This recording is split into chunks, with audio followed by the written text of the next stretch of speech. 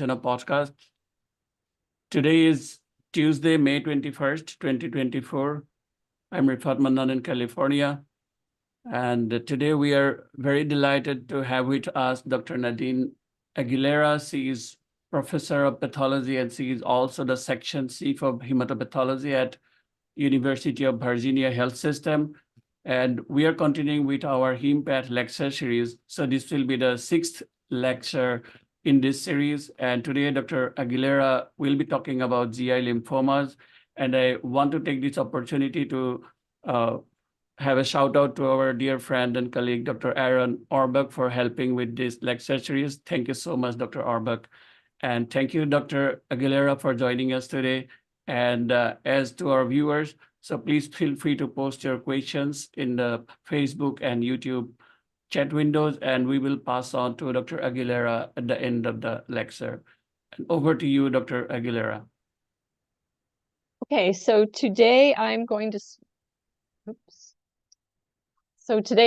talk about lymphomas and lymphoid hyperplasia in the GI tract. And I'm also going to mention how I work these cases up so that you get an idea of what I do personally, and because I know that there are some differences within pathology groups. Okay, so we're going to talk about common reactive lymphoid hyperplasias. I'm actually going to shut off my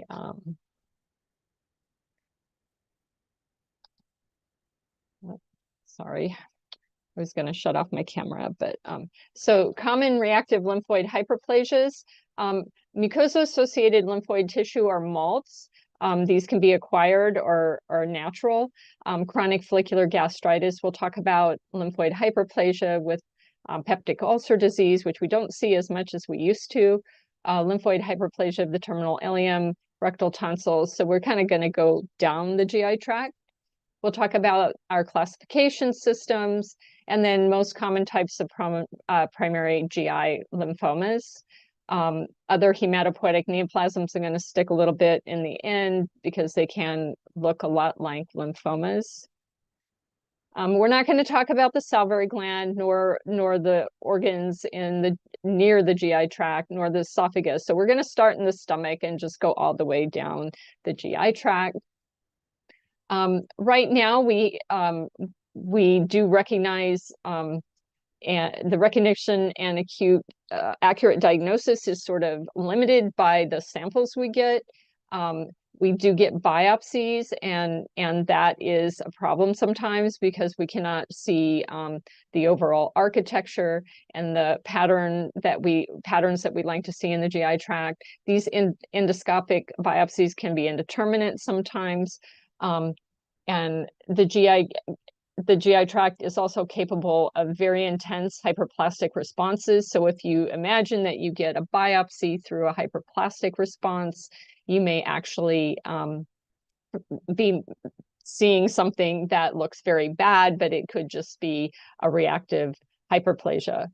Early lesions, which are not fully developed, can also be a difficult diagnosis. And we know that many of the lesions in the GI tract start as autoimmune or infections in some cases that later become neoplastic or clonal, and they transition from this immune response to a clonal lymphoid process. So mucosa-associated lymphoid tissue can be acquired or native. It's an organized lymphoid tissue in the mucosal sites, and I'll show you some of those. Usually it arises as a result of an antigenic stimulation if it is acquired from infection, inflammation, or autoimmune phenomenon. It usually accumulates if it's acquired before the development of the extranodal marginal zone lymphoma, or before a lymphoma is actually the clonal process begins. So native mucosal associated lymphoid tissues, I've put 4 of them here, Peyer's patches, and I'll show you each of these. Lamina propria, plasma cells, B and T lymphocytes. Often these are IgA secreting B cells in the lamina propria. Intraepithelial lymphocytes, these can be of different varieties, alpha beta CD4, alpha beta CD8 positive lymphocytes. They can also be gamma delta. Gamma delta cells are typically CD4 and CD8 negative. So those double negative T cells are actually a normal phenotype. They also can have a CD8 positive immunophenotype. And then mesenteric lymph nodes can also show this monocytoid appearance and can look very, very much like a malt. So Peyer's patches can show very florid follicular hyperplasia. They can show small lymphocytes and monocytoid cells. And here's lamina propria with these atypical follicles, or a follicle that is sort of starting here, and then there are scattered lymphocytes. Intraepithelial lymphocytes are also normal in different regions of the GI tract, although in the stomach you should not see intraepithelial lymphocytes, and these are also part of the normal malt in the GI tract. Mesenteric lymph nodes can have this look. If anybody that has removed lymph nodes from GI resections knows that the lymph nodes can look very monocytoid at times, and that is normal in the GI tract, and would be something that would be kind of a native malt line picture in the GI tract. Acquired lymphoid hyperplasia of the terminal ileum. This is a case that we had that was very florid, and it was BCL2 negative, and it did not show any immunophenotypic aberrancy, and it was just thought to be a reaction, which a lot of times you don't know why these areas have the reactions they do. It could be autoimmune disease, or it could actually be something that the person ate, or something that in infection that you cannot demonstrate. Rectal tonsils is another area where you get this really florid, benign reactive hyperplasia. A lot of times you can see the follicles, but in some cases it's more difficult to see the follicles. And you can imagine if you get a biopsy through these areas, it can be very concerning for a large cell lymphoma. And so when you're in the rectum, you have to be very aware that you could have these changes, and maybe be a little bit more cautious about your diagnosis.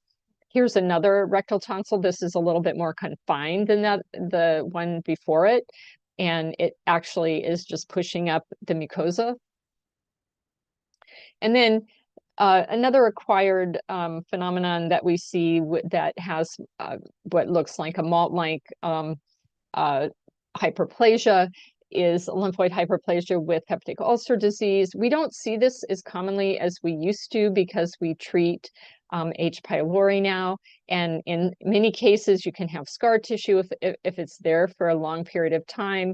You can get reactive germinal centers. You actually don't see the lymphoepithelial lesions because the scar tissue, the mucosa is sometimes absent, and then you can have polytypic plasma cells in the areas.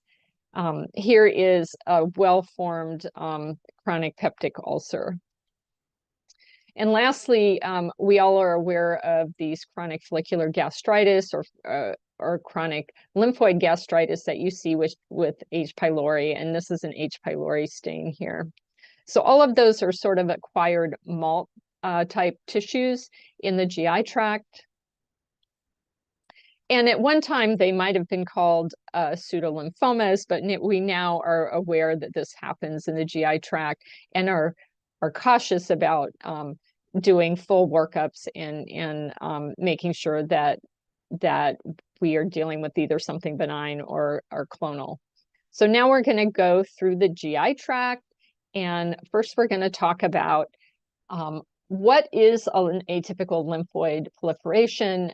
Typically in the stomach we see these. You can see them in the small intestine, and there are some things that we look for before we want to proceed to get more studies, and this would be dense monotonous lymphoid population, lymphoepithelial lesions, or intraepithelioid lymphocytes. Now, again, I pointed out that in some parts of the GI tract, these intraepithelioid lymphocytes are actually normal. They're not something that we would call an LE lesion. But in the stomach, when you see intraepithelioid lymphocytes, you are more, you're suspicious that this could be something, not just a normal lymphoid infiltrate.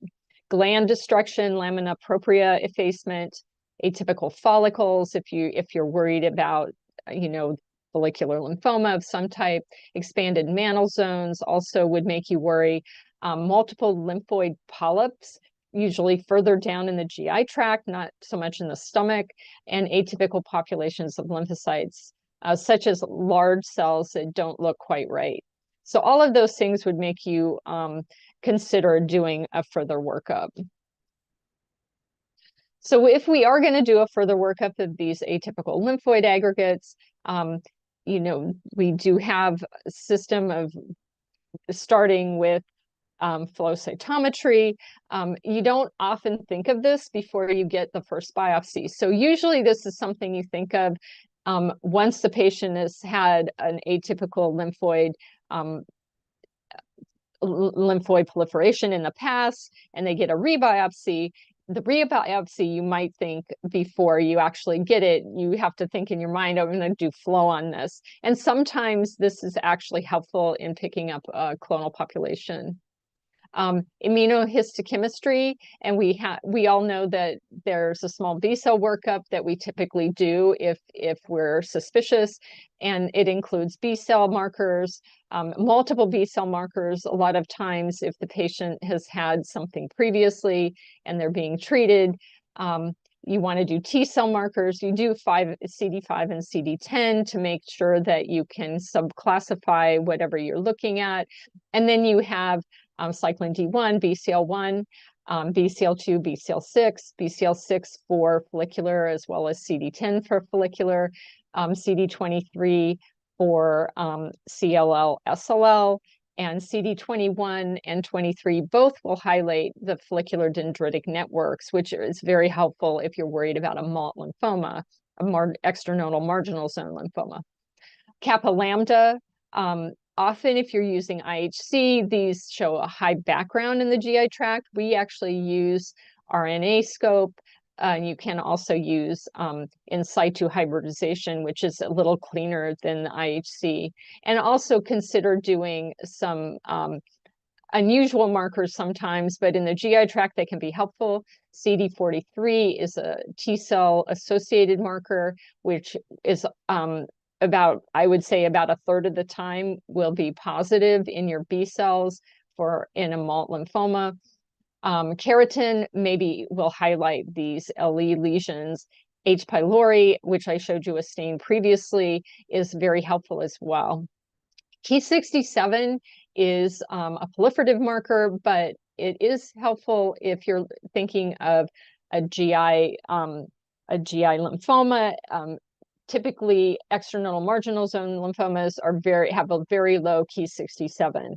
So if you're seeing more increased Ki67, you could be worried about a worse lymphoma, or you could be worried about a reactive process. Reactive processes tend to have a higher Ki67. FISH is something you might consider, as well as immunoglobulin heavy chain rearrangement, and we'll talk about that in a minute. Okay, this is really kind of the scheme that I use for working up an atypical lymphoid aggregate. And you'll notice that if it's H. pylori positive, and I've separated these into H. pylori positive and H. pylori negative. Now, you might not actually find H. pylori. It's a very spotty bacteria, so you could actually miss it. And some people empirically, some of the clinician actually treat empirically for H. pylori when you diagnose an extranodal marginal zone. But I've separated the two out. So when I have an H. pylori positive case, I will do a small B cell workup with the markers I mentioned before. If it's equivocal or negative, I will suggest they treat the H. pylori and then rebiopsy. I don't go much further than that on the first time that the biopsy is sent. On a second biopsy, I will again do the workup with kappa lambda, excuse me. And if this is again equivocal or negative, you have the option of doing FISH or IG heavy chain. Or if it's not really that concerning, you can just continue to watch the patient and rebiopsy. If it looks like it's a lymphoma with H. pylori, again, I suggest they treat the H. pylori. I do, the complete workup if the light chains are restricted or there's an aberrant marking on it. I may do the T1118. I actually like to do this. It is by report about 25% positive in a malt lymphoma of the GI of the stomach. I don't find that is true. I find that it's maybe in 10% of the cases, but when you do find it, you're sure that it's malignant, and in most cases, it will not resolve with treatment of H. pylori. And then at this point, you could do IG heavy chain. I like to do it if I want to follow the patient or they're going to follow the patient at our hospital. So we actually have some documentation of a clone. And if something comes back, you can actually see that it's a similar clone. Now on rebiopsy, once they do this, they usually wait, rebiopsy, and you can either watch it and do IG heavy chain. At the very minimum, when they rebiopsy, I do a kappa lambda and a B cell marker of some sort, probably not 20 because they may be on rituximab, and then I do a T cell marker. That's the minimum workup, the rebiopsy that I do. The WHO does not recommend IG heavy chain at this point once you've documented that they have had the malt lymphomas, because they can stay clonal for a good number of months, even up to a year. So I do not do the IG heavy chain unless it's been a very long time since they've had the first biopsy. The H. pylori negative ones are basically worked up very similarly. And again, some clinicians will actually treat empirically for H. pylori. So because even if you call it negative, you may have missed it on the stain. There are also some breath tests that they can do if they really think the patient has this. So you do the regular small B cell workup. If it looks negative, again, I think that not going further, but having them biopsy the patient is adequate. And then if it comes back or it looks worse, you might want to further study it with immunoglobulin heavy chain rearrangement or FISH. Now, if it does look like lymphoma, I usually at this point, because it's H. pylori negative, I will do the FISH. I will do the IG heavy chain studies again to document the clonality, and then they will follow the patient. And so that's basically the scheme I use when I'm working up these patients. So once you get into lymphoma, you have to start talking about what classification do you use. I'm going to use the WHO from further on in this lecture. And it is now the WHO 5th edition, and it's electronic. I think that anybody that signs out lymphomas knows it's problematic not to have. I would really like them to come out with a book, but they haven't done that yet. And then there's an alternate classification, the International Consensus Classification. I think that the WHO is more readily available on, especially if you have the electronic version, you can get a more detailed view of their entities, and there's in the WHO there's actually a section that shows the necessary things you need for diagnosis. It's usually toward the bottom of the description, but that's very helpful.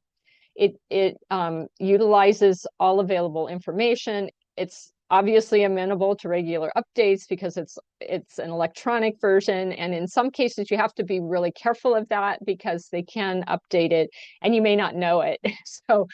So I tend to go back very regularly and read the WHO, and especially if I'm talking about a specific entity. It includes tumor-like lesions that it did not in the past, and some of these were actually thought to be reactive. So we'll see some of those further on.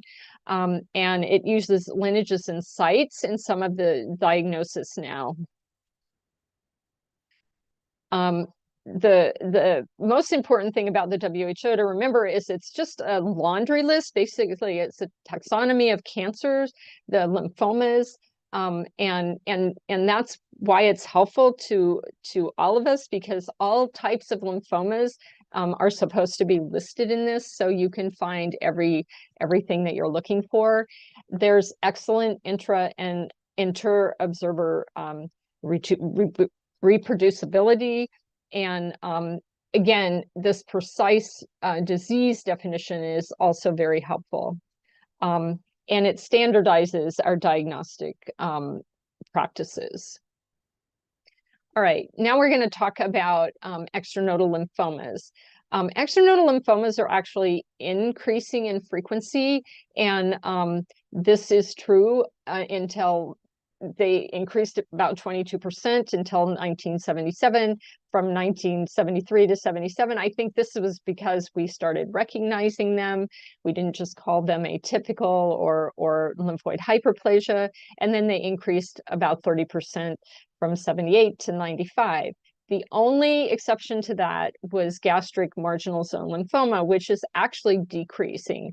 And that is most likely because we're treating Helicobacter, and we're treating it with antibiotics. And if those lesions go away, they are sometimes not called lymphomas. So GI lymphomas are about 30% of all extranodal lymphomas, and gastric lymphomas are about 65% of GI lymphomas. So you can see that of the GI lymphomas, gastric lymphomas are the most common. So all of this occurs because we have a greater recognition of extranodal marginal zone lymphomas, which most likely were called hyperplasias or pseudolymphomas in the past. And then also T-cell lymphomas, some of those were actually called reactive as well. And here's just a chart showing that GI lymphomas, stomach, small bowel, and large bowels are actually the highest percentage of extranodal lymphomas. And of the GI lymphomas, diffuse large B-cell lymphoma is the most common type, and then extranodal marginal zones. And then there's a smattering of other types of lymphomas. So we are going to talk a lot about marginal zone lymphomas today. And then as the years went on, we got more recognition of these lymphomas, and now we have a pretty good idea of what types of lymphomas occur where, and what the percentages are that make up the GI lymphomas. So what is a primary extranodal lymphoma? It differs variably from site to site. In the GI tract, we think of these as stage 1 Lugano stage 1 or Ann Arbor stage 1E. And I want to point out that the WHO now is advocating using this Lugano staging criteria. The difference between Lugano staging and Ann Arbor staging is that the Lugano staging takes into account the newer radiologic studies that we do, and allows the clinicians to stage with the studies even as a primary disease. And so that's a little different. And if you go through the WHO, you will see that they recommend this staging system. Almost all of the staging they're doing now as a Lugano staging. Okay, primary gastrointestinal lymphomas present as GI disease, and there's no other major area of involvement, and that's what makes it a primary GI lymphoma. And again, as I mentioned, the WHO suggests that you use the Lugano staging system. And here's a chart showing the different systems. There's something called a para-staging system, which is not readily used. But here the two comparing the two, Lugano and Ann Arbor, they're pretty much the same, but the Lugano does use radiographic or radiologic studies for the staging, or allows you, I should say, allows you to use them. Okay, so gastrointestinal lymphomas and lymphoproliferative disorders. I'm going to talk about, these are the B-cell lymphomas that, I won't talk about all of these, and these are the T-cell lymphomas that are mentioned in the WHO. I do want to mention a couple other ones at the end because sometimes they can be mimickers, and they are Hodgkin's lymphoma, or Hodgkin-like lymphoma is a B-cell lymphoma. So extranodal marginal zone lymphoma, mantle cell lymphoma. I'm going to talk about both classic and duodenal type follicular lymphomas, Burkitt lymphomas, diffuse large B-cell lymphomas. And I'm really not going to talk about the nodal lymphomas that occur rarely in the GI tract. And then there are some T-cell lymphomas we're going to talk about. So let's go to the B-cell lymphomas and lymphoproliferative disorders.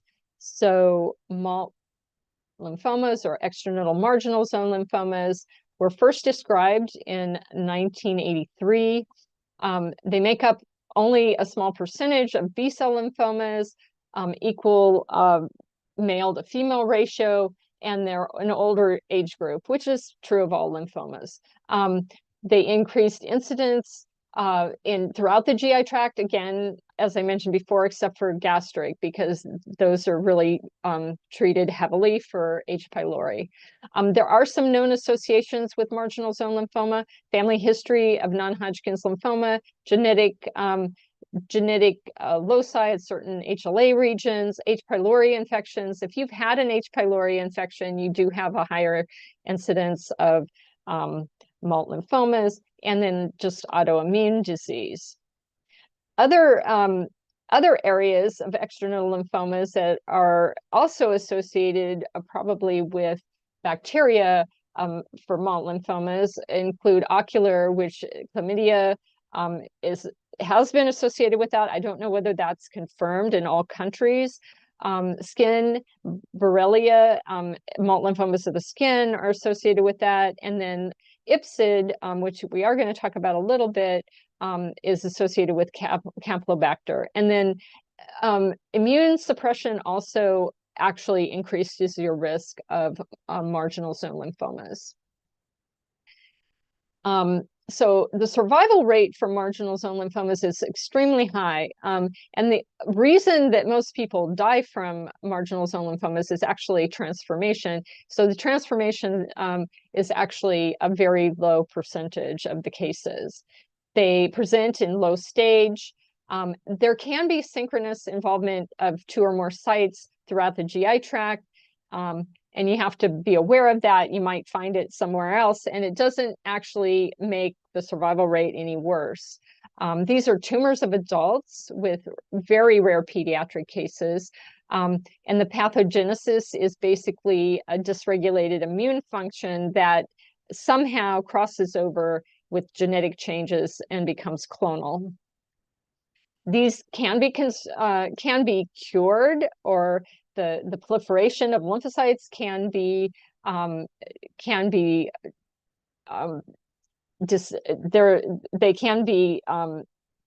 treated with antibiotics. And these cases, basically, I think if it's treated with antibiotics and it's early and you haven't demonstrated a clone, some people don't really think that these are probably MALT lymphomas. They're just kind of proliferations that you got with an underlying immune process.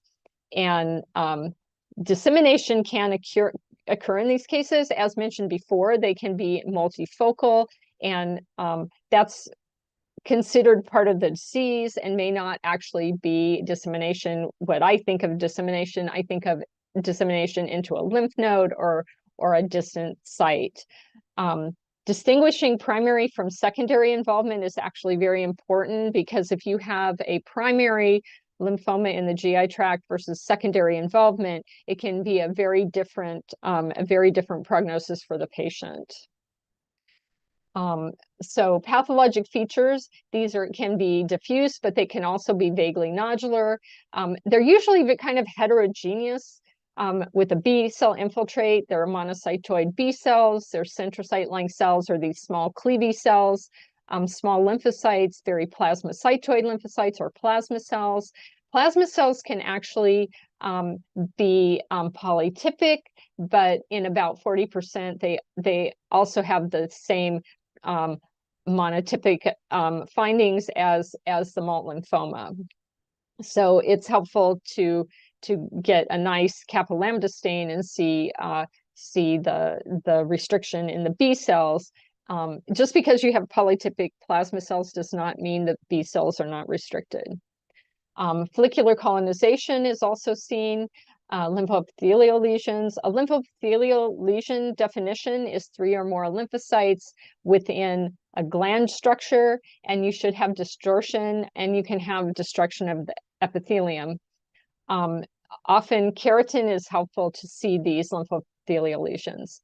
Intranuclear inclusions, Dutcher bodies may be seen. And typically, external marginal zone lymphomas are B cells, and I put several B cell antigens here. They are often BCL2 positive. That's an aberrant marker on the B cells. IgM is the most common heavy chain. CD43 can be seen, I think, in about 30% of the cases. I wouldn't say it's much higher than that. Most of the cases are 5 and 10 negative, although there is a small percentage of marginal zone lymphomas that are CD5 positive. CD23 should be negative on the cells themselves, but it does help you highlight the follicular dendritic network in the background. They should be negative for cyclin D1 or BCL1. BCL6 should be negative, and there are a couple of new markers that are actually positive in extranodal marginal zones. MNDA and TBET can also be positive. We do not have these markers in our lab. Okay, so extranodal marginal zone lymphomas also have some genetic abnormalities that a percentage of these tumors will actually show. The 1418, which I already mentioned, is actually very helpful if you find it.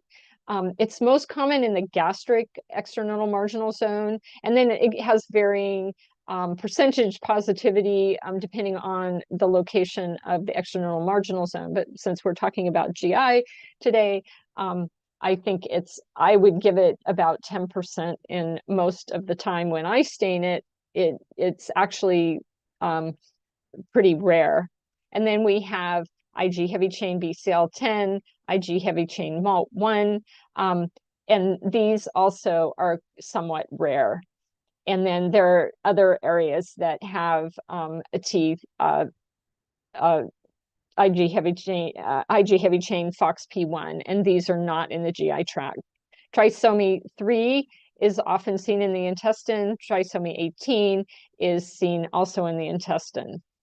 You do have some mutations that we're now finding with NGS, and the one mutation that if you find it, you begin to think, well, maybe this is a lymphoplasmacytic lymphoma. I don't know many hematopathologists that would call lymphoplasmacytic lymphoma in the GI tract, even with the MIghty88 mutation.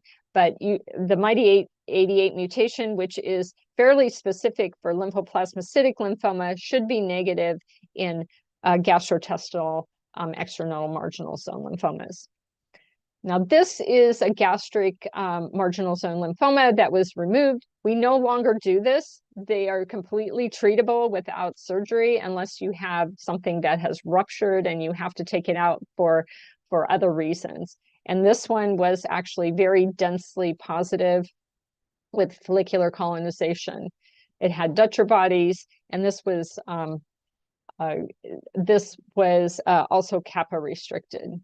Lymphoepithelial lesions, again, sometimes it's helpful to do keratin, but 3 or more lymphocytes in a cluster in the mucosal surface or in a gland is a lymphoepithelial lesion. So these lymphomas should be 20 positive. This actually is a stomach biopsy from an H. pylori positive, and you can actually see it on the H&E. You don't really need a stain for many of these, and you can see that there are lymphocytes within the epithelium, and this is very suspicious for a MALT, and you would do the stains. This is an extranodal marginal zone lymphoma. This was H. pylori negative. It had beautiful lymphoepithelial lesions, and this is kind of the size that we get most of the time, and you can see the 20 is positive. This was an initial biopsy. The 3 was negative. The BCL2 showed aberrant staining. The 43 was less impressive, but you could argue that it did have focal staining. And then the kappa was restricted. This is RNA scope, which was very helpful. And again, if it's an initial biopsy, I may not do the Ig heavy chain, but I will definitely do the FISH to make sure that the 1118 is not there. This was an unusual case where there was an epitrochlear lymph node with very marginal monocytoid appearing lymphocytes, and it was called an extranodal marginal zone lymphoma, and it was kappa restricted.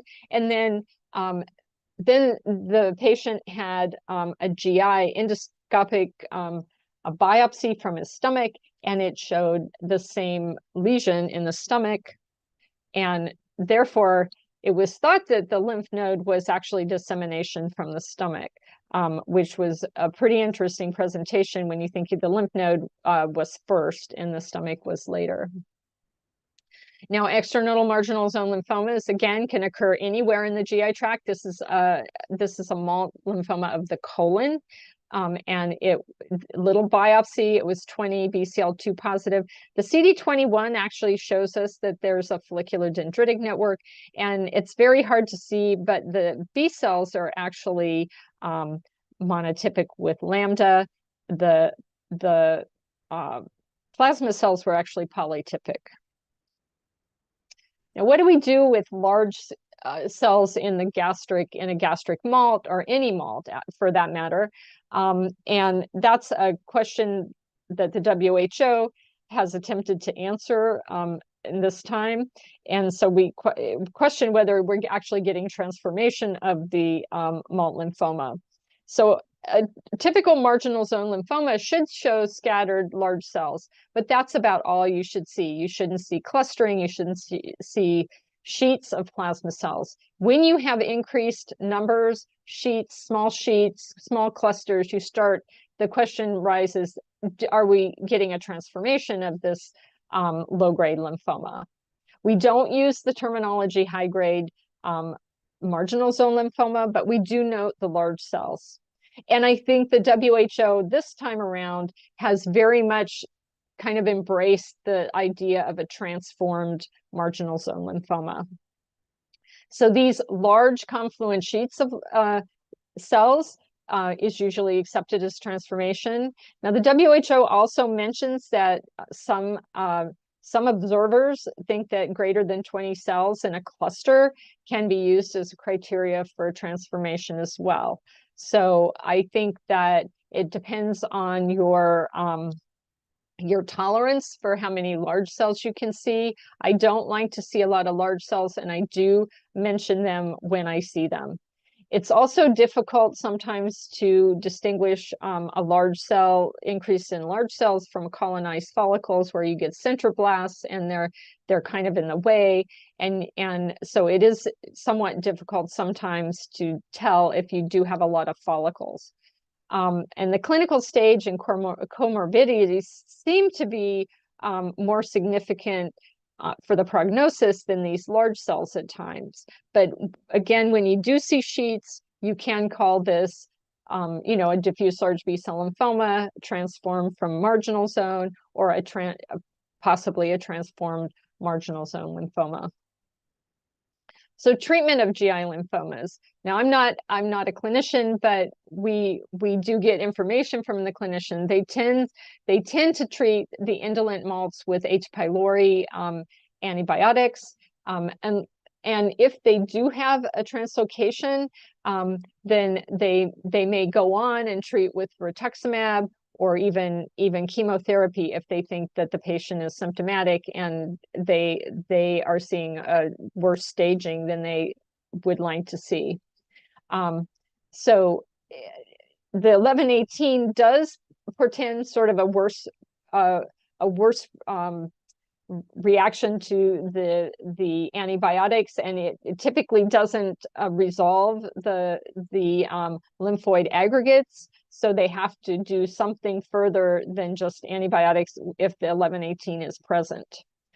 Diffuse large B-cell lymphoma or any kind of transformation of low-grade lymphoma, they're treated just with conventional chemotherapy like any other large B-cell process. But some of the clinicians also add H. pylori antibiotics. So other lymphomas in the GI tract tend to be treated like they are outside the GI tract. So what do we do with residual lymphoid aggregates post Helicobacter treatment of malt lymphoma? These can occur up to 1 year, even some reports up to 2 years after treatment. Even without a malt lymphoma, the lymphoid aggregates can be very persistent. So you have to be aware of that if you're getting lymphoid aggregates from a repeat biopsy. And I go ahead and do the staining. I think that it makes you feel better when you see that they're polytypic and not monotypic, and you don't see any aberrant staining on them. And then you can say, yes, there's an atypical aggregate, but it could actually just be a residual lymphoid aggregate after treatment. So there is something called a Aguilera scoring system after post Helicobacter treatment, and you can use that. I tend to use the immunohistochemistry. This is a morphologic sort of staging system, and I'll show that in a minute. It's not recommended. In fact, the WHO discourages it when you read the sections on marginal zone lymphoma, particularly the extranodal marginal zone lymphomas in the GI tract. Not recommended to do immunoglobulin heavy chain, particularly very close to when the first biopsy was done, because it can persist even after the malt is gone. So these are sort of morphologic scoring systems for an extranodal marginal zone lymphoma. The Witherspoon is basically a primary for a naive gastric malt lymphoma, and you can see that there's various morphologic findings that you find, and each stage gets you closer and closer to a marginal zone lymphoma. And then the GLIA scoring system is post-treatment, and they have, again, this is just morphologic. They go from, complete remission all the way to persistent extranodal marginal zone lymphoma. Again, if you're going to use morphology, I think that it's good to actually use the studies to prove that there's a clone and that it's persistent. Okay, so alpha heavy chain disease. So that was our discussion about malt lymphoma in the GI tract and in the stomach particularly. And now we're going to talk about alpha heavy chain disease. This is actually a variant of a malt lymphoma. It was described in 1965. This variant is seen mostly in the Middle East. It's usually in young adults, and they have severe malabsorption. There's also a prominent plasma cell infiltrate when you see this. And the plasma cells are synthesizing an alpha heavy chain. There are no light chains. And usually death is by malabsorption, and it's a very bad disease. But I just wanted you to be aware that this is a variant of a malt lymphoma, and these can progress to diffuse large B-cell lymphomas, and in fact, a higher rate than a usual malt lymphoma. And here you can see that there are very plasmacytoid lymphocytes and histiocytes here. And this was IgA positive. And that's all I'm going to say about that. Is very uncommon in this country. Okay, so another thing we find in the GI tract is something called multiple lymphomatous polyposis. And these actually are little polyps throughout usually the large intestine. This can be seen with mantle cell lymphoma or follicular lymphoma. It's more common with mantle cell lymphoma, and we think of it with that, but it is basically a clinical finding, and we will see it on slides, as you see here, little polyps that are that are basically atypical lymphocytes pushing up the mucosa. So this is a clinical pathologic syndrome, and you can have abdominal pain and bloody stools. Male to female ratio is about the same. It's seen in the latter part of your life, in the 6th decade, like most lymphomas. Again, multiple polyps with sometimes large tumors that developed. And then there is thought to be a homing receptor in these lymphocytes that bring them to make these polyps. And the way this was described in 1839 was the surface was covered with a great number of polypoid growths, pea-size and polypoid in form. And that's kind of what we see when you look. This is a old black and white from 1961. And that's kind of what they look like when you're looking through the endoscope. And here's a nice little polyp. I honestly have a little bit more of a problem with the endoscopes. I know that there are polyps here, but I cannot see them as well as our GI friends. But again, mantle cell lymphoma is one of the main things that you see with these little polyps. So I'm going to go on and talk about mantle cell lymphoma. They don't always present like that, but they do have a propensity. Mantle cell lymphoma does like the GI tract. Even though it's a nodal-based lymphoma, it does have predilection for the GI tract. So mantle cell lymphoma as a lymphoma only makes up less than 10% of non-Hodgkin's lymphoma. Usually these are seen in elderly males, but again, they have a predilection for the GI tract, and so about 15 to 30% of all mantle cell lymphomas are present in the GI tract. It can actually be secondary or primary involvement of the GI tract. And they can occur as lymphomatous polyposis in the large bowel. And so generally this is a diffuse process, but if it occurs as polyps, you're going to see that on your slide. It can be vaguely nodular or perifollicular, as you can if it's got the mantle zone pattern. The glands tend to be spared if it's part of this either lymphomatous polyposis or just a diffuse process involving the GI tract.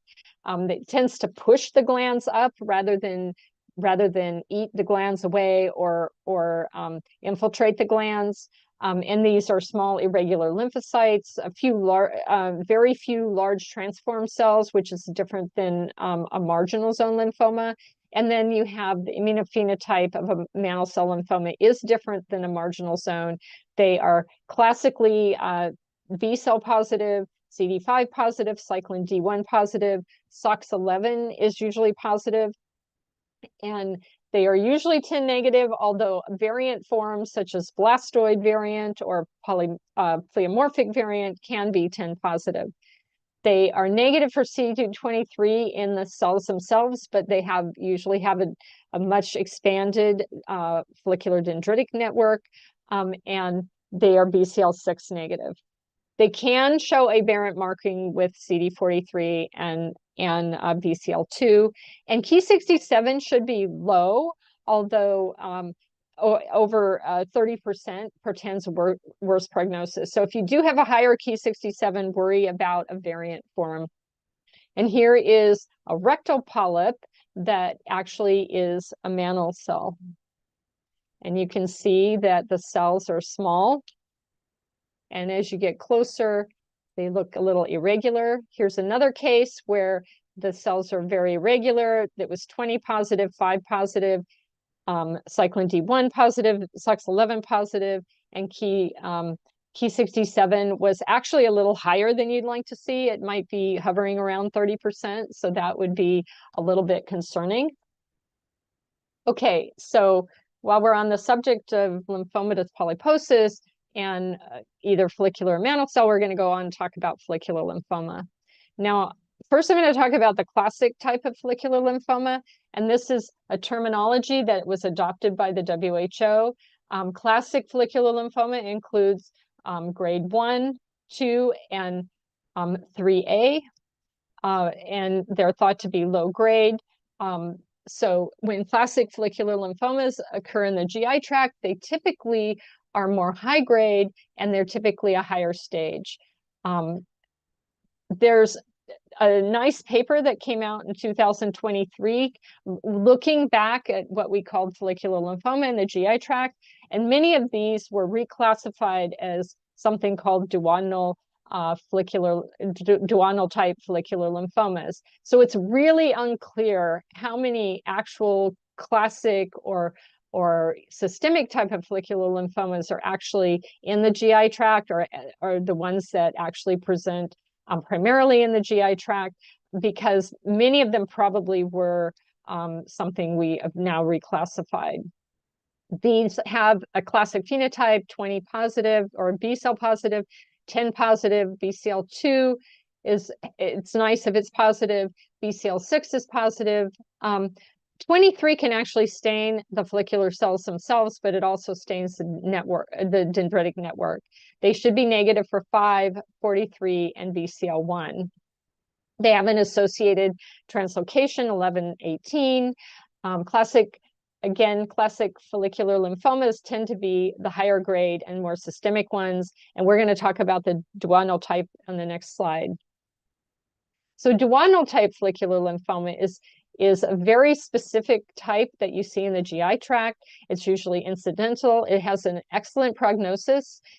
They're polypoid lesions on endoscopy, and they're usually in the duodenum, although they can be in other areas in the GI tract, and hence the type at the end of the name. They're usually low grade, either what would have been called low grade, grade 1 and 2 in the ICC. The other thing I should tell you is the WHO no longer considers grading a requirement, but it's optional. And so these are considered low-grade lymphomas. Duodenal type follicular lymphomas have never been graded, but now the WHO does not find that necessary even for the nodal type of follicular lymphomas. So immunophenotype is similar to those that are would be nodal, and they also have a 14-18. So the gene expression profiling is thought to be different than the nodal and systemic follicular lymphomas, giving it the propensity to be in the GI tract. So here's a nice case that we had where these nodules were removed, and it looks very low grade, maybe a grade 1, 2, and key 67 was very low, 10 was positive, and BCL2 was positive. Burkitt lymphoma. So we're going to go through these more rapidly now. Burkitt lymphoma is something that we see primarily in the GI tract, more common in males. In this country, we see the sporadic form more typically than an endemic form, and these are not EBV related. They're seen in children and young adults. They can cause intestinal obstruction. They're very high grade looking. The cells are B cell positive. They have a germinal center phenotype, 10 positive, BCL6 positive. BCL2 should be negative. They have the classic c-MYC with the Ig heavy chain, CD8, the chromosome 8 is where the MYC is. They also have a MYC with the light chain, rearrangements with light chains. In this country, these are often associated with immune deficiency.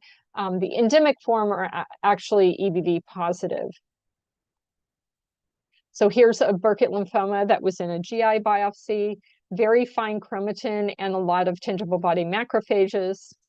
And those are basically similar to what you would get anywhere else in the body. Diffuse large B-cell lymphoma, it makes up 30 to 40% of non-Hodgkin's lymphomas. And again, it's the most common type in the stomach. And it's very common in the GI tract, whether it's from transformation or whether it's primary. These do occur in the GI tract as primary lymphomas or as secondary lymphomas. These again are in the 6th decade of life, usually in adults, but you can also see these in children. And then the different morphologic variants are very similar to those you see elsewhere in the body, and you actually classify them the same way, germinal center versus non-germinal center, and they are aggressive but potentially curable. And also, EBV should be done on these just to make sure that you are not dealing with an EBV positive diffuse large B-cell lymphoma. These have very much increased with immune suppression and HIV, and also with other lymphomas in the GI tract that this could be a transformation from. Classify them as elsewhere in the body. So T-cell lymphomas, these will be fairly rapid. These are somewhat rare, but if you do GI biopsies, you probably run across these. There are 2 entities that are new in the WHO. They were provisional entities in the last version of the WHO. The first one is indolent NK cell lymphoproliferative disorder of the GI tract. It's not called a lymphoma because it is not, it is difficult to demonstrate clonality in these. These also had previous names such as lymphomatoid gastropathy, NK cell enteropathy. You can get vague gastrointestinal symptoms. There's no history of celiac disease or other inflammatory disease. Males are usually, it's usually more common in males, and it has a wide presentation of age. These are usually in the stomach, small or large intestines, but because of the name, you can tell that many of these present in the stomach. Mucosal infiltrate of atypical cells is what you usually see. They have the typical NK cell immunophenotype with 56 positivity, and they are cytoplasmic CD3, but not surface CD3. They have cytotoxic markers, and they are, importantly, they're EBV negative. If you do see an NK cell proliferation that's EBV positive, you're probably dealing with something much more aggressive. These are very indolent, and they kind of wax and wane. There have been some mutations found in these, so they are thought to be clonal, and it's possible that they have something to do with the JAK-STAT pathway and activation. So these were initially thought to be pseudomalignant. That's what they call them. We no longer use that terminology. And this is really what they were called. This was the original paper that they were described in. And they can look somewhat atypical. So, but just be aware that that occurs. And then there is also an indolent T-cell lymphoma of the gastrointestinal tract. Now, these are found to be TCR rearranged so that they are called lymphomas. These had other names in the literature, indolent T-cell lymphoproliferative disorder. So you have to be aware that you're dealing with that. These are actually very chronic. They can wax and wane. The patient can have chronic diarrhea, and they can have abdominal symptoms. The patients could also have a history of inflammatory bowel disease or other immune disorders often. There's often a macroscopic thickening or prominent folds, and then the lamina propria is infiltrated by these non-destructive small lymphocytes. You can also have epithelioid granulomas. They're T-cell positive, so they're 3 positive, and they can have downregulated or lost CD5 and 7. CD4 is more common than 8, although other immunophenotypes can occur. They are TCR alpha beta. They are clonal with either TCR beta or TCR gamma rearrangements. So that is why they're thought to be lymphomas. Here's one that we had here with a very sort of nondescript infiltrate of T cells. The immunophenotype was not abnormal. It had not lost 5 or 7, but it did have 2 biopsies were taken, and we did clonality on both, and they have very similar peaks. So this was thought to be probably one of these indolent T cell lymphomas. Now, there are 2 other types of T cell lymphomas, or actually 2 other main types, and then there's one that they added to the WHO. And in order to talk about the one type which is enteropathy associated T cell lymphoma, you really have to talk about refractory celiac disease. This is a very uncommon disease in adults, but these patients have persistent villus atrophy. They have GI symptoms that do not improve on a gluten-free diet for over 12 months. And that's actually the definition of refractory celiac disease. Now, there are 2 types of refractory celiac disease. Type 1, which is a low risk for progressing to enteropathy-associated T cell lymphoma. These have persistent villus atrophy, but there's really no cytologic atypia to the lymphocytes. They have a normal phenotype. And in the large intestine, there is a normal cell type of surface CD3, surface CD8, TCR receptors are present, but they are absent 5, and that is a normal phenotype. These T cells in the GI tract do not express 5, but the T cell receptors, both beta F1 and delta, can be positive in these. The TCR rearrangements are polyclonal, and those have a very low risk of becoming T cell lymphoma. Then the type 2 refractory celiac disease has a higher risk of becoming an enteropathy-associated T cell lymphoma.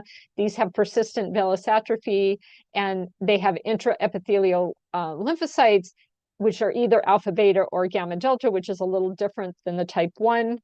They do show some T cell receptor loss, so the beta F1 or the delta will be absent. And the 5 is also negative in these. The CD30, if this type of refractory celiac disease expresses CD30, it's a good indication that it's starting to transform to enteropathy-associated T cell lymphoma. And the type 2s also have clonal TCR beta or gamma rearrangements. And here's a case of a refractory celiac disease, and you can see that it's 3 positive, 8 positive, and it actually had the TCR beta F1, so it does look like that it's probably a type 1 by immunophenotype, but when the molecular was done, it had it was monoclonal, so it's kind of between a type 1 and a type 2, and then you worry about an enteropathy-associated T cell lymphoma. So enteropathy-associated T cell lymphoma, again, it's associated with refractory celiac disease.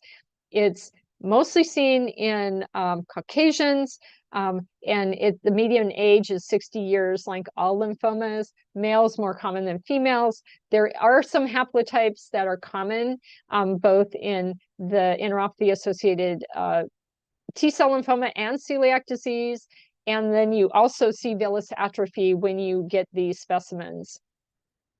So these specimens show T cell, CD3 positive.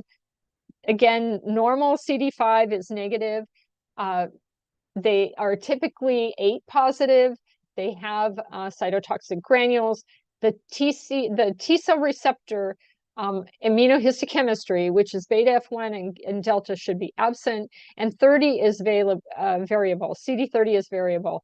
The more 30 you have, the more likely it's becoming a large cell morphology. Approximately 25% of these are gamma delta type of T cells rather than alpha beta, and they have a specific genetic findings. And the 16q minus is seen. And these are malignant intraepithelial lymphocytes. And here's a case where it was these prominent folds, and it had, this is not the same case, but it has very large, ugly cells with a lot of mitoses. The 30 was positive, the 3 is positive. The other major type of T cell lymphoma that you get is a monomorphic epitheliotropic T cell lymphoma, or MEATL. I'm going to call it MEATL. It's just too much to say the name over and over again. Primary intestinal T cell lymphomas, these are again derived from intraepithelial lymphocytes. There's a higher prevalence in certain geographic areas. There's no association with celiac disease. And these are basically small to medium-sized cells. They're epithelial tropic. There's no villus atrophy, and they have also a very specific immunophenotype. These are 3 positive, 5 negative, as you know, kind of reflect the normal phenotype in the cells, but they're 8 and 56 positive, and about half of them are gamma delta cells, and about half of them are alpha beta, although there's a small percentage that are TCR null. They have cytotoxic markers and very specific genetics. And they're also thought to be an intraepithelial lymphocyte. But again, this is not associated with celiac disease. Here's a case of this. Usually they create a mass-like lesion, but in this case they did not. And these cells are within the mucosa. This was in the colon, and they had all of the markers. They did have a downregulation of CD2, and they were partially 56, and they were beta F1. The last T cell lymphoma in the GI tract is an intestinal T cell lymphoma in OS. This would have called, before the WHO, the new edition of the WHO, we would have called this a peripheral T cell lymphoma in the GI tract. This is the diagnosis you use if you exclude all other types of T cell lymphoma, and there is no association with malabsorption in this. They usually have a bulky disease. They have T cell antibodies, CD3, CD4, or maybe negative for both CD4 and 8. They are most commonly alpha beta T cells, but they have the cytotoxic granules, and 30 is variable. They are 56 negative. If you have a 56 positivity, you think that it's most likely you're dealing with a MEATL and not one of these intestinal T cell lymphomas. And T cell rearrangement should be positive. Here's a case that was actually called peripheral T cell lymphoma, and now it would be an intestinal T cell lymphoma. It has clear cells. These are T cells. They're 2 and 4. The 7 was negative. This was a TCR null type because both the alpha beta and the gamma were negative. Okay, I'm going to talk 2 more slides. I'm going to talk about Hodgkin lymphoma, which is very rare in the GI tract. You don't even think of it as a primary GI lymphoma, but they do occur rarely with underlying immunodeficiency. And in fact, in the WHO, these would probably be called immunodeficient related lymphomas, and then Hodgkin lymphomas, and whether they were EBV positive or not. And many of them are EBV positive. So I just want you to be aware that those can occur in the GI tract, but very rare.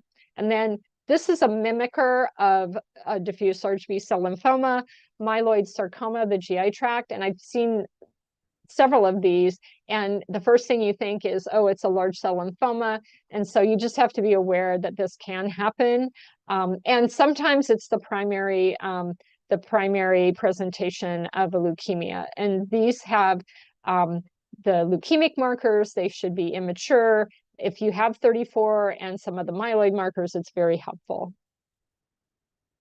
Okay, so we have gone through the GI tract, and what the conclusion of this is that the GI tract is a common site for extranodal lymphomas, particularly extranodal marginal zone lymphomas, B-cell lymphomas such as mantle cell, follicular lymphoma, and some T-cell lymphomas can occur as primary GI lymphomas, and those are you should be aware of those, especially if you do a lot of GI consults, or you're looking at a lot of GI cases. And then you have to be careful in the GI tract because lymphoid changes can actually be very florid, and this can be due to infection, inflammation, or even immune processes that the patient has. So it's important that in certain areas in the GI tract that you're careful about overcalling a lymphoma. And I'm very cautious. These tend to be very low grade in the stomach, so you have time to get a good diagnosis for the patient and rebiopsy. Okay, so does anybody have any questions? Thank you so much, Dr. Aguilera. There are a few questions on Facebook and YouTube. I have posted them in the chat box. Can you see them? Yes, I can see it. Yeah, please. Okay, I have one question. It said, can you please elaborate on CD21 pattern in extranodal marginal zone? What kind of pattern would you expect? I would expect to see, if there were follicles, I would expect to see infiltration into the follicles. So there could be follicular colonization. There could be expanded dendritic network with 21.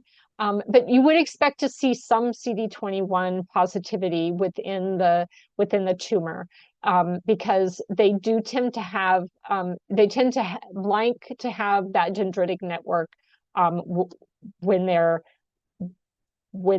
developing. So I would expect to see, it shouldn't be negative for CD21. There should be some focal CD21 positivity. And then the second one is duodenal type follicular lymphoma. Does the term still apply if it's in the colon? Well, that's an interesting question. It does still apply, and that's why it's called duodenal type follicular lymphoma. They generally are in the duodenum, but if you do find a follicular lymphoma in the colon, what I tend to say is I would probably not sign it out flat out that way. I would probably say the findings suggest a duodenal type follicular lymphoma. You need to look through the rest of the colon and see if there's another site of disease here. And then often they find it in the duodenum. And then the other important thing about the duodenal type is you need to also examine the patient and make sure there are no other sites of disease, make sure there are no other lymph nodes that are suspicious for involvement with lymphoma, because those tend to be low stage and they tend to be very well confined to the GI tract. So if you see any other types of disease, it could be that that it's disseminated from somewhere else. What is the best thing to look for in distinguishing MEDL from intraopathy associated T-cell lymphoma in terms of morphology? Well, intraopathy associated T-cell lymphoma tends to have the villus atrophy, whereas MEDL does not. Both of which, they both can have mass-like lesions, and you may not have a mucosa to look at, but if you do have the mucosa, that's one really important thing to look at to make sure you have villus atrophy. And in terms of morphology, the MEDLs tend to be more monotonous and more small to intermediate. The intraopathy-associated T-cell lymphomas tend to be more almost anaplastic looking. And at one time, people would call them anaplastic large cell lymphomas, but they're really not. They just can express CD30. So they can be very ugly and large and look anaplastic. So those are the two main things. And the history of refractory sprue is really important. Or refractory celiac disease is really important with the intraopathy-associated T-cell lymphoma, and you shouldn't have that with MEDL. Okay, are any lymphoproliferative disorders that express CD10, cyclin D1 negative, but SOX11? SOX11 is a funny marker. There are some that can express SOX11, and I can't off the top of my head think of what those are. The mantle cell can actually be negative for cyclin D1 and SOX11 positive. So you have to be somewhat cautious if you do see SOX11.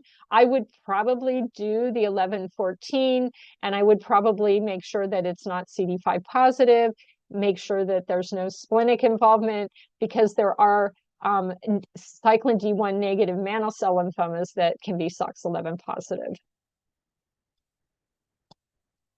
The morphology is small. Let's see.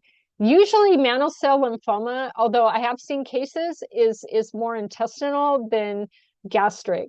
So when you see gastric, if you have a funny immunophenotype and it's in the stomach, you really have to be careful with the diagnosis, and maybe give it more of a generic diagnosis like small B-cell lymphoma, and then ask for more studies, because you don't want to miss a mantle cell. Mantle cells are much more aggressive than malt lymphomas, so you want to make sure that you're not missing a mantle cell. Okay, H. pylori negative gastric malt, different than the positive types. Well, the positive types, you know, in experience from the clinicians, they would want to treat the H. pylori first. But in fact, if they both are lymphomas, no, they're going to act pretty much the same.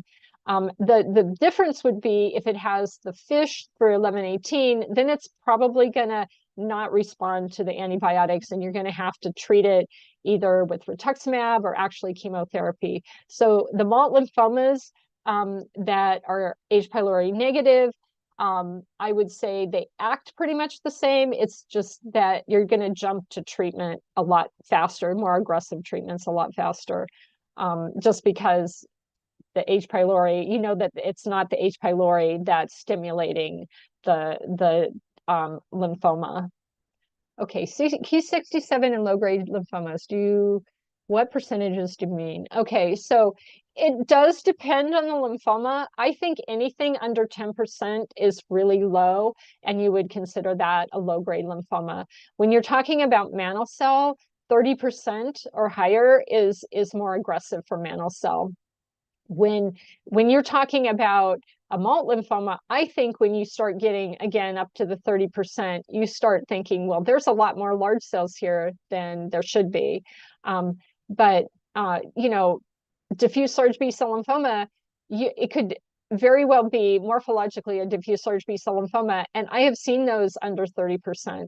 So in diffuse large B-cell lymphoma, there's a huge range of Ki67, but generally in low-grade lymphomas, I guess I should say follicular lymphomas as well, the 30% is a pretty good rule of thumb. If it's over 30%, they're going to act more like, say, what used to be called a follicular 3B or a higher grade follicular lymphoma.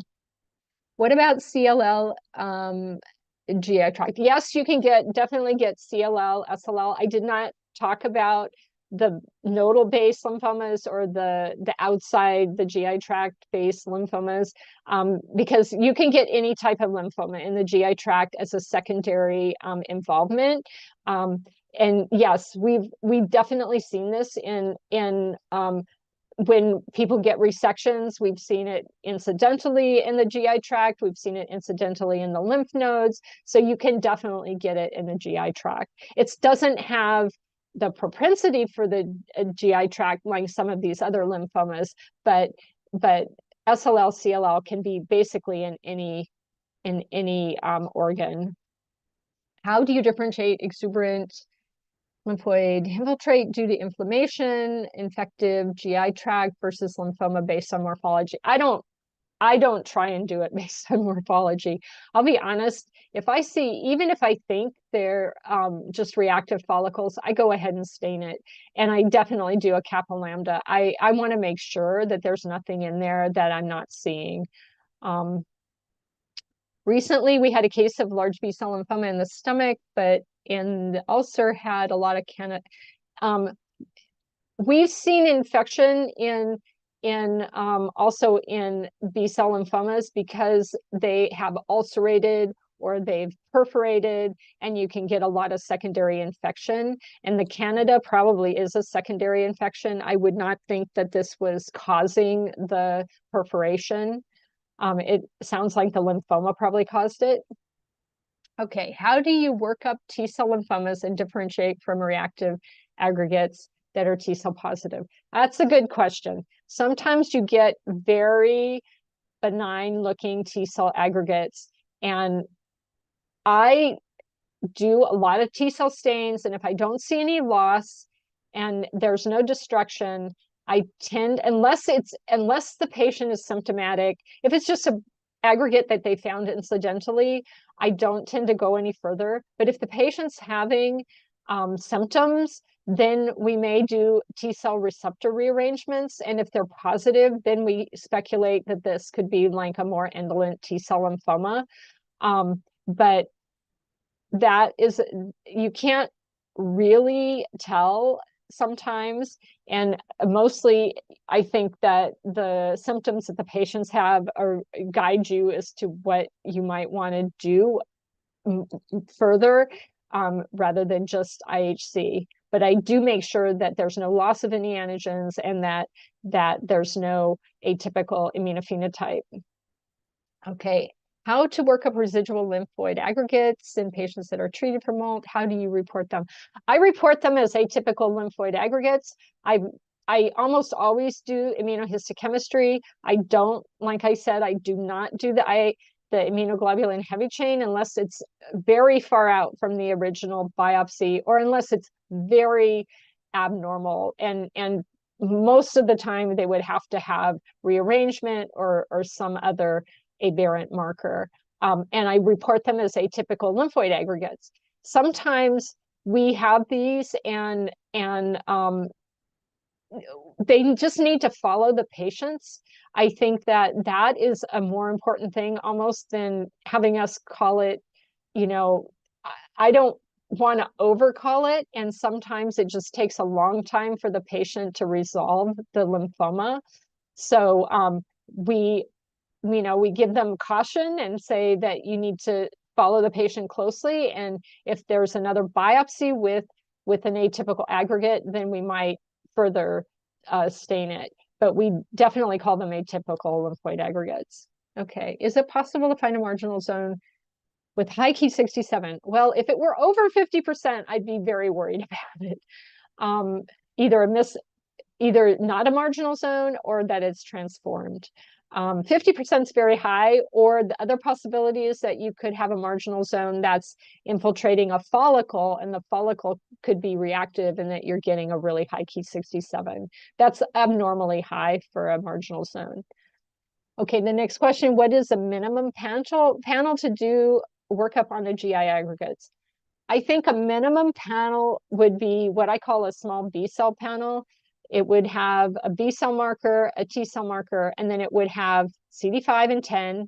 It would have, if you don't have a lot of these other markers, like cyclin D1 or BCL1, CD10, then I would do a B-cell marker, a T-cell marker, CD5 and 10, and maybe a kappa lambda.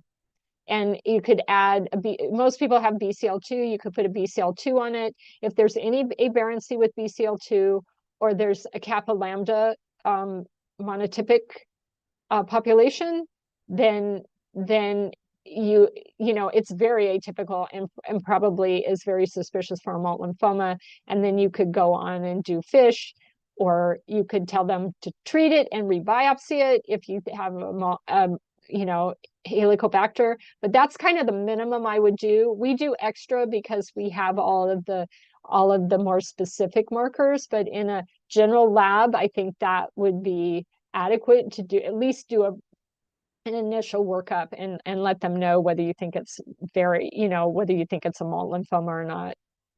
How often are T-cell lymphomas found at metastatic sites, especially the liver?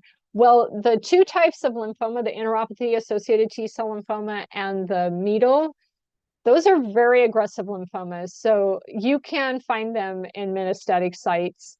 And you will find them sometimes even in the peripheral blood. So often in the bone marrow, we've seen them in the bone marrow. So once they're diagnosed, they will definitely disseminate to different diseases, different locations. Liver is probably as good a site as any they can go to. All right, so how often do you encounter translocation 14-18 in duodenal lymphomas? The duodenal type of lymphomas characteristically are 14-18 positive. So, very high. So probably over 95% are 14-18 positive. If it wasn't 14-18, it makes me wonder if it's the right diagnosis, but I mean, virtually all of them are positive. All right, that's it, I think. Thank you so much, Dr. Aguilera. These are all the questions that I found, and it was really great to have you today. And thanks a lot for covering all the different GI lymphomas in great detail. We really appreciate it. And you would be happy to know that we had over 100 viewers who joined from so many different countries, including viewers who joined from Ethiopia, Myanmar, Mexico, Bosnia, Thailand, Turkey, India, and the United States, of course.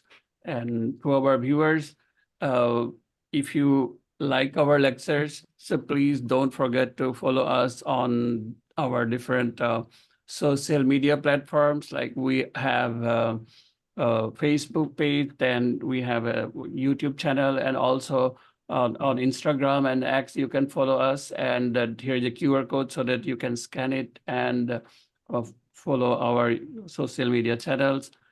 And our next lecture is actually on cytology. So that is coming up next week.